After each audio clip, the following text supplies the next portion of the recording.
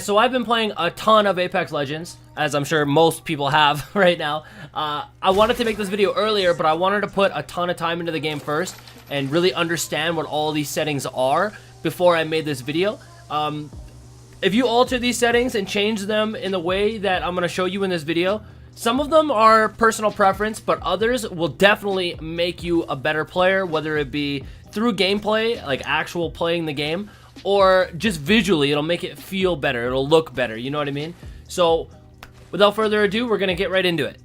So when you click the settings menu, this is what you see. You've got 4 tabs on the top: gameplay, controller, video, audio. We're not gonna touch on audio because, I mean, as personal preference. I turn down the music volume. You do what you want to do with that. We're going to talk about the main ones under the gameplay setting, the controller setting, as well as the video setting. Now, mind you, a lot of these are personal preference, so you alter it how you want to alter it, but I'm going to give you my preferences, and I'm going to tell you a couple things that you should change regardless of personal preference, just because it will be better. So for starters, the main ones, obviously sensitivity, completely personal preference, or whatever you feel comfortable with. But then you've also got the response curve. Now I can make an entire video talking about response curve. If you come from Overwatch, then you know what it's like to have a ridiculous amount of different aim settings. That's what all this is. So we can go into detail about all of this, but I'm not going to waste your time, and I really do not want to go into detail about all of it because it is very complicated. So play classic.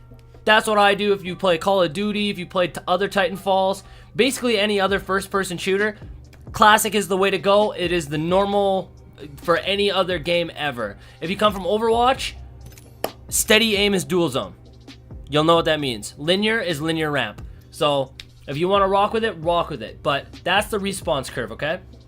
Next, I want to briefly touch on dead zones because this one might affect a lot of you guys. So if you have a really old controller, and let's say your controller is just sitting on your desk, right? And your crosshairs are moving a tiny little bit. If it's doing that, put the dead zone to large. Or if your character's just slowly walking and you're not touching your controller, put it to large. The larger your dead zone, the less sway you're gonna have when you're moving.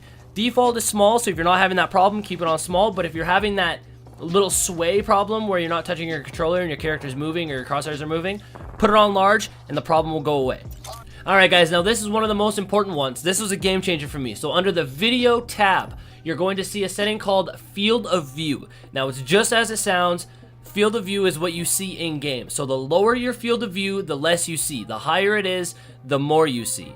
All the gameplay that I have recorded up until this point has been on default setting, which is 70. So I'm going to show you what it looks like. Here's the difference. I'm standing in between those two barricades or targets.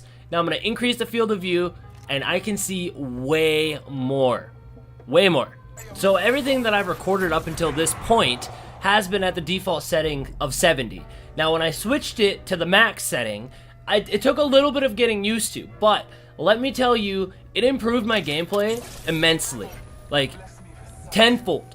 It's incredible how much more you can get done. You see way more. The only thing that I have to say that you'll take a little bit in getting used to, okay? The thing that you got to get used to the most is distances, because when your field of view is wider, your distances feel farther away. So you might think that you're out of range to somebody with a Peacekeeper, which is the shotgun, but in reality they're a lot closer than you think, and then they bop you and you're dead.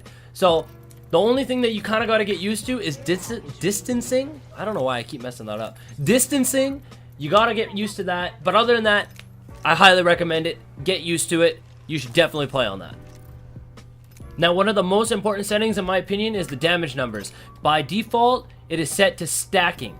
Now, you're going to want to change that to floating, but I'm going to show you what stacking looks like first, just so you can see. So when you shoot a target, this is just in the training arena, you can see that every single time I hit, it does 20 damage, and it stacks up. So a full clip to 700. Now, when I have it on floating, which is what we have here, you can see that it's doing 20 damage on each shot. Now, why this might be a problem to some people, like it was for me at the beginning, I would hit somebody, we'll say 3 times, and it would do 20 3 times. It would say I did 20, then 40, then 60. So in my head, I'm like, oh, I did 20 damage, then 40 damage, then 60 damage. And I would tell my teammates, hey, yo, he's one shot. I hit him for 120. Messing up a call out like that is kind of important in this game, right? So, like, if he's not actually one shot and you're telling everybody he's one shot and you only did 60 damage, Yeah, I mean, you're not doing your part, you know? Whereas, if you have it on floating, at least you know exactly what you're doing. You can do the math yourself. You can figure it out. I highly recommend it. Switch it to floating if you haven't already. That's the next one. Besides the field of view, that's another important one. Now, the last thing I want to touch on is the interact prompt style. I recommend it to be on default if you're not familiar with the game, but you can also switch it to compact. Now, obviously, when you have it on default, this is what it looks like when you're going to pick up a weapon, ammo, whatever you're going to pick up in the game, right? If you switch it to compact, this is what you see. It is a lot smaller. It makes the UI look way better, but there isn't as much details into what you're picking up. So if you're not familiar with the game yet, then I highly recommend keeping it on default. But as you progress and as you start knowing what weapons are what you're looking for, I highly recommend switching it to compact. I play with it on compact now, but obviously I've been playing the game quite a bit, so I know what I'm looking for. I know what the items look like on the ground before even picking them up, so I don't have to worry about it. So those are the settings that I use. Feel free to use them. My sensitivity is a little bit high.